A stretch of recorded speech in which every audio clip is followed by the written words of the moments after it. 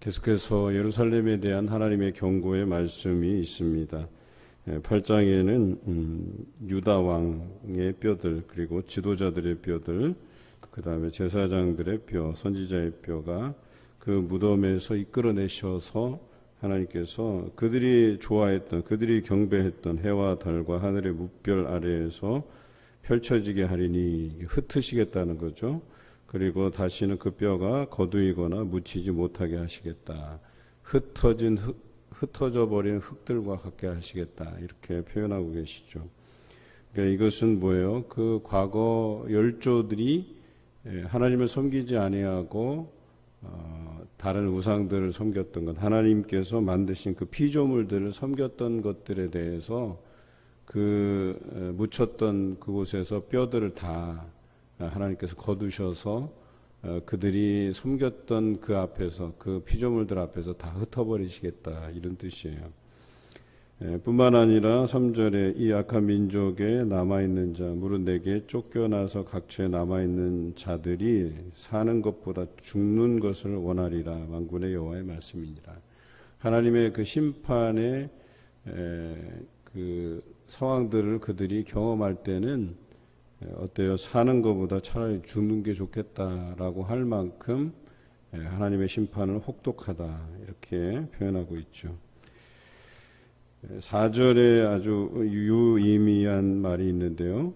여호와의 말씀에 사람이 엎드러지면 일어날 때가 있고 또 떠나갔으면 돌아올 때가 있지 않느냐, 이렇게 말씀하시는 거예요. 그런데 내 백성 이스라엘은 넘어져도 일어나지 않고 또 떠났는데도 돌아오지 않는다, 이런 표현이에요. 그러니까 하나님을 그 잠시 동안 그들이 버릴 수 있고 떠날 수 있지만 이 세상의 이치라는 게 엎드러지면 일어나고 또 떠나갔으면 돌아오는 게 이치인데 이 백성은 돌아올 생각도 안 하고 일어설 생각도 안 한다는 뜻이에요. 그러니까 하나님을 영영이 떠나서 돌아올 생각을 안 하고 있다는 뜻이에요. 이건 두 가지 의미예요. 그 백성의 완악함을 지적하는 말씀이기도 하고 거기에는 하나님의 긍휼하심이 담겨 있는 거예요. 여전히 하나님은 기다리고 계신다. 너희가 돌아올 때까지 기다리고 계신다라고 하는 그런 의미를 가지고 있어요. 5절에 예루살렘 백성이 항상 나를 떠나 물러가면 어찌함이냐. 그들이 거짓을 고집하고 돌아오기를 거절하도다. 이게 4절과 5절이 같은 말씀이죠. 6절에 내가 귀를 기울여 들은즉 그들이 정직을 말하지 아니하며 그들의 악을 뉘우쳐서 내가 행한 것이 무엇인고 말하는 자가 없고 전쟁터로 향하여 달리는 말같이 각각 그 길로 행하도다. 전쟁터로 달려가는 말 같다 했어요. 전쟁터는 죽음의 길이에요. 그 멸망의 길을 향해서 계속 달려가는 말같이 그들은 멸망을 향해서 달려가고 있다, 이런 표현이죠.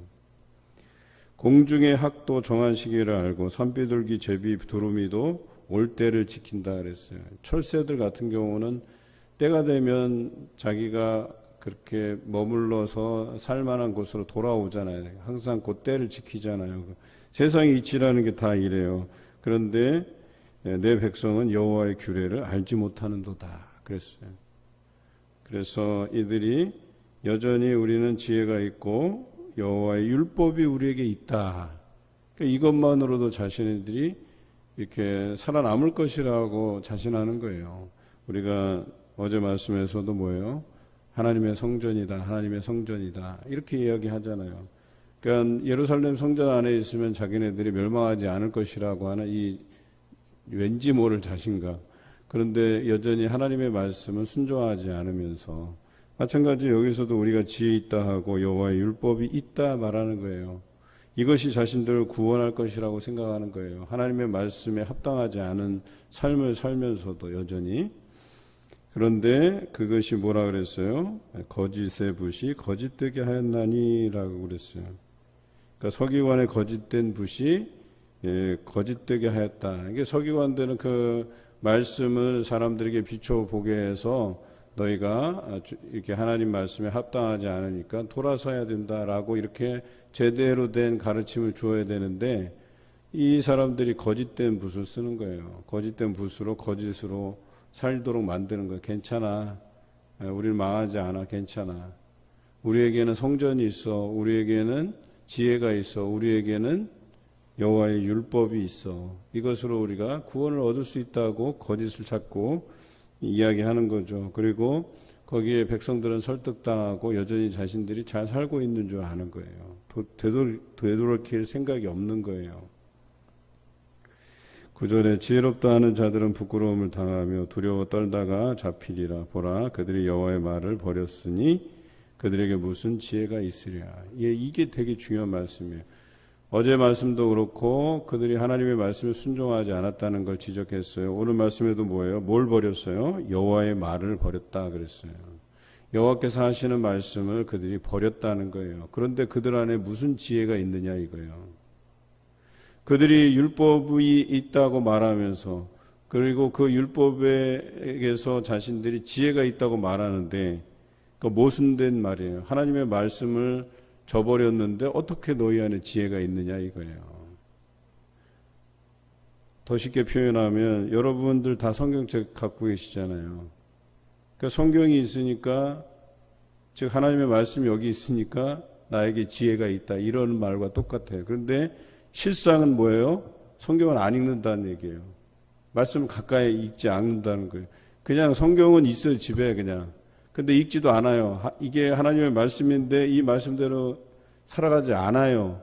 그런데 내게는 성경책이 있으니까 내게는 지혜가 있다. 이렇게 얘기하는 거랑 똑같다는 얘기예요. 말씀을 지키지도 않으면서. 오늘 이스라엘 백성이 그와 같다는 거예요. 그런데 이들이 그 지혜롭다 하는 자들이 부끄러움을 당하게 될 것이고 결과적으로 두려워 떨다가 잡히게 되리라. 이렇게 표현하고 있죠. 누구에게 잡혀요? 앞서서 말씀드린 것처럼 북방왕이 오는 거예요. 바벨론이 오는 거예요. 바벨론이 와서 그들을 다 어때요? 부끄럽게 하고 잡혀가게 하리라. 이렇게 표현하고 있는 것이죠. 10절 그러므로 내가 그들의 아내를 타인에게 주겠고 그들의 밭을 그 차지할 자들에게 주리니 잡혀가는데 아내들도 잡혀가고 밭들도 다 빼앗기고 이렇게 된다는 것이죠. 작은 자로부터 큰 자까지 다 욕심내며 선지자로부터 제사장까지 다 거짓을 행함이라. 그들이 자기 배만 채울 줄 알았지 하나님의 말씀을 지키는 데에는 게을렀다 이렇게 표현하고 있죠. 다 거짓을 행함이라 그랬어요. 뭔가 형식적으로 갖추고 있는 것 같지만 실제로적으로는 하나님의 말씀을 무시했다는 거예요. 하나님의 말씀을 듣지 않았다는 거예요. 또 제사장들과 서기관들은 어때요? 평강하다. 괜찮다 하지만 뭐예요? 평강하지 않은 거예요. 그들이 결과적으로는 평강이 없는 거예요. 12절에 그들이 가증한 일을 행할 때 부끄러워하였었느냐 아니라 조금 더 부끄러워하지 않을 뿐 아니라 얼굴도 붉어지지 아니하였느니라. 그러니까 그들이 부끄러운 일을 행하고도 양심의 가책이 없었다는 거예요. 얼굴이 붉어지지 아니하였다는 거예요. 그들이 가증한 일을 하나님 앞에서 행하고도 부끄러운 줄 모르고 사는 거예요. 그런 사람이 어떻게 돼요? 그들을 벌할 때 그들이 거꾸러지리라 여호와의 말씀이니라 그랬어요. 근데 마치 이 말씀을 우리는 인과 응보의 형식으로 읽어서는 안 된다는 거예요. 그들이 잘못했으니까 하나님 앞에 가증한 일을 행하였으니까 그들이 처벌받는 게 당연하다. 이것으로 귀결되는 말씀이 아니라는 거예요. 여기서 하나님의 징계의 목적에 대해서 그들을 거꾸러뜨리고 징계하고 하는 이 근본적인 목적이 뭐냐. 우리는 이것에 대해서 귀 기울일 필요가 있다는 거예요. 여기에는 하나님의 긍휼하심이 전제되어 있는 거예요. 그들이 돌아오기를 바라고 있는 마음이 담겨져 있는 거예요. 그것을 우리가 볼 줄 알아야 된다는 것이죠. 그 말씀은 뒤에 나오니까 다시 설명하기로 하고요. 결과적으로 그들이 그런 삶을 살 때에 포도나무에는 포도가 없을 것이고 무화과 나무에는 무화과가 없을 것이고 그 잎사귀가 마르게 될 것이다. 이렇게 표현하고 있어요. 그들이 노력하고 수고하나 거기에 대한 소출이 없을 것이라고 이야기하는 거예요. 14절 똑같죠. 우리 하나님 여호와께서 우리를 멸하시며 우리에게 독한 물을 마시게 하심이라. 또 하나님의 심판에 대해서 기록하고 있죠. 또 16절에 보면 15절부터 볼까요? 평강을 바라나 좋은 것이 없고 고침을 입을 때를 바라나 놀라운 뿐이로다. 그러니까 정반대 그들이 기대했던 거와는 정반대의 상황이 계속해서 펼쳐지고 있는 것이죠. 그 말의 부르짖음이 단에서부터 들리고 그 준마들이 우는 소리에 온 땅이 진동하며 그들이 이르러 이 땅과 그 소유의 성읍과 그 중의 주민을 삼켰도다. 여기서 북방에서부터 준마 달려오는 말들의 우는 소리, 또 이렇게 말들이 달려오면 땅을 진동하면서 달려올 거 아니에요. 그 소리들이 다 그 성읍과 소유와 그 주민들을 삼켰도다. 그들이 결과적으로 다른 나라의 그 지배하에 들어갈 것이고 그 두려움 속에서 살게 될 것이다 그랬어요. 17절에 뱀과 독사를 너희 가운데 보내리니 그랬어요. 그것들이 너희를 물리라. 이게 시사하는 바가 있어요.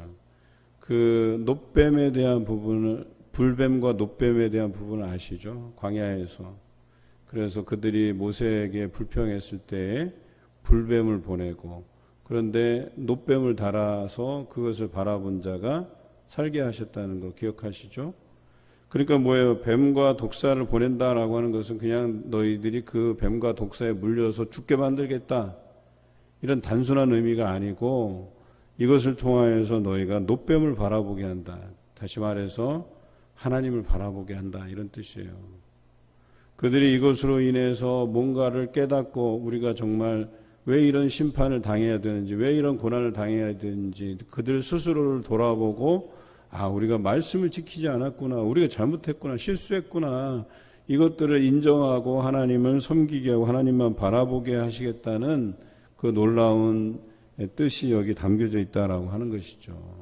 오늘 그 말씀을 하시고자 하는 거예요. 하나님께서 왜 우리를 근실히 징계하시는지 그 징계의 목적을 정확히 보자는 거예요. 요즘 또 이런 설교들을 주로 이제 이사야서부터 예레미야 설교를 하다 보니까 우리 성도들이 그런 이야기를 자주 해요. 아우, 내가 이렇게 아픈 게, 뭐 잘 안 되는 게, 내가 잘 하나님 앞에 잘 섬기지 못해서 내가 게을러서 이렇게 하나님 앞에 벌 받는 것 같아서, 이런 이야기들 자주 해요. 물론 저는 그래, 이제 위로하는 말로 그렇게 생각하지 마세요, 이렇게 하지만, 그래도 그런 마음 자세는 제가 볼 때는 나쁘지 않은 것 같아요. 혹시라도 내가 이런 것이 내 잘못 때문인가, 내가 하나님 앞에 게을러서 그런가, 자신을 돌아볼 수 있는 지혜가 있는 거예요, 그건 차라리. 그런데 이 백성들은 그런 지혜가 없는 거예요. 자신을 돌아보지도 않아요. 자기가 어려움을 당하고 있는데도 혹시 내가 다른 일 때문에, 내가 하나님 앞에 혹시 잘못한 것 때문에 이런 일을 당하는 것이 아닐까, 이런 지혜도 없는 거예요, 이들에게는. 우리가 시편을 묵상할 때 다윗도 어때요? 자신의 그 처지를 돌아보잖아요, 항상. 자기가 온전히 하나님 앞에 성실하고 그렇게 지냈음에도 불구하고 자신이 당하는 그 고난의 출처에 대해서 모르는 거예요, 이유에 대해서. 그러니까 혹시 하나님 내가 뭔가 잘못했습니까? 그리고 부르짖는 거예요. 그때 하나님께서 응답해 주시잖아요. 마찬가지예요. 우리에게 당하는 이 고난에 대해서 혹시 이게 하나님께서 내게 주시는 징계는 아닌지 돌아볼 수 있는 지혜가 있어야 되고, 그런 마음이 들 때 더 간곡히 하나님께 기도하고 구하고 부르짖을 때 하나님께서 응답해 주신단 말이에요. 그것에 대해서. 오늘 18절부터 22절에는 선지자의 번뇌의 모습에 대해서 기록하고 있죠. 슬프다, 나의 근심이 어떻게 위로를 받을 수 있을까? 내 마음이 병들었도다. 예레미야의 심정이에요. 예레미야가 자기 백성을 바라보는 심정이 이래요. 내 백성이 죽게 돌아오지 않고 있는 그 상황에 대해서. 선지자인 자신을 통해서 하나님의 말씀이 계속해서 선포됨에도 불구하고 이 백성이 회개하고 돌이키지 않는 것들을 보면서 얼마나 가슴이 상하고 근심에 쌓여 있겠냐라고 하는 거예요. 목회자도 마찬가지입니다. 1년이 가고 2년이 가고 계속해서 목회하면서 말씀을 선포하고 교육하고, 그런데 만약에 사람들이 바뀌지 않아요. 그 마음의 열정이 사라지고 오히려 낙담하고 쓰러지고 멀어지고 이러면 얼마나 그 목회자의 마음이 아프겠어요. 똑같아요. 저는 이 부분을 충분히 이해해요. 제가 지금까지 사역해 오면서 왜 하나님께서 이들을 변화시키지 않지라고 하는 것에 대한 어떤 그 마음의 짐 같은 것들이 있어 왔어요. 그래서 개인적으로 또 성도들 전체적으로 어떤 그런 분위기, 기대하는 분위기가 있거든요. 이렇게 하고 이렇게 하면 성도들이 이렇게 변하고 이런 열정과 열심을 품고 가야 되는데 그렇지 못하고 제자리 걸음하고 여전히 기도의 자리를 채워가지 아니하고 말씀의 분량들을 채워가지 아니하고 그러면 그 1년, 2년, 3년 하는 목회의 그 수고로움이 그냥 숲으로 돌아가는 거예요. 그냥. 얼마나 안타까운 시간들이에요. 내가 더 많은 시간들을 공을 들여야 되나 이런 여러 가지 근심을 하게 되는데 오늘 예레미야의 근심이 그거예요. 딸 내 백성의 심히 먼 땅에서 부르짖는 소리로다. 여호와께서 시온에 계시지 아니한가? 그의 왕이 그 가운데 계시지 아니한가? 그들이 어찌하여 그 조각한 신상과 이방의 헛된 것들로 나를 경노하게 하였는고. 화난다는 거예요. 정말 이 시온에 하나님이 계시지 않는가?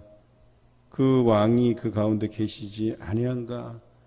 왜 이 백성이 마치 왕이 없고 하나님이 계시지 않은 것처럼 이방의 헛된 것들로 나를 이렇게 심히 분노하게 하는가? 이렇게 표현하고 있잖아요. 추수할 때가 지나고 여름이 다하였으나 우리는 구원을 얻지 못한다 하는도다. 추수할 때가 가까웠고 또 이미 추수가 이루어지고 있고 이제 추수가 다 끝나가는 무렵에도 여전히 우리가 거둘 것이 없고 하나님께 드릴 열매가 없다는 거예요. 이것 때문에 속이 썩어가는 거예요. 딸 내 백성이 상하였으므로 나도 상하여 슬퍼하며 놀라움에 잡혔도다.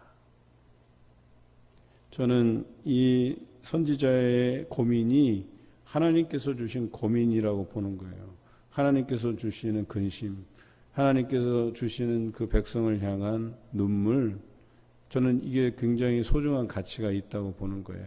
결과적으로 이 예레미야의 눈물을 통해서 이 예레미야의 탄식을 통해서 이 백성이 그래도 남은 자들이 어디로 가요? 바벨론 포로기를 지나게 된다는 거예요. 그리고 그 남은 백성들이 다시 돌아와서 다시가 하나님 중심으로 또 몇 세대간을 살아가게 된다는 거예요. 여러분, 여러분의 어떤 누군가를 위한 그 탄식과 눈물의 기도, 상한 심령, 그것은 결코 헛되지 않아요.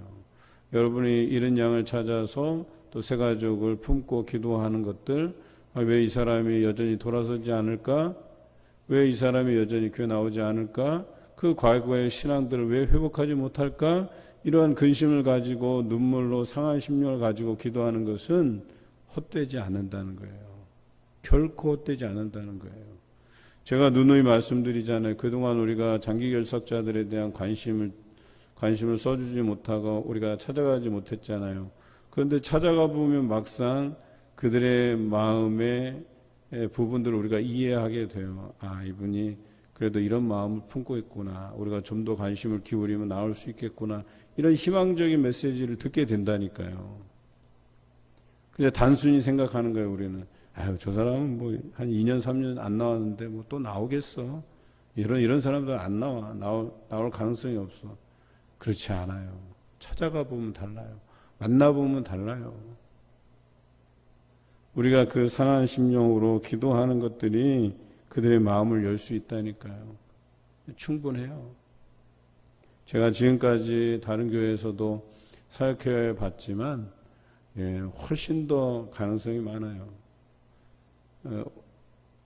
오늘과 내일 모레까지 하면 한 100가정 가까이 두드림 신방을 마치게 되는데요.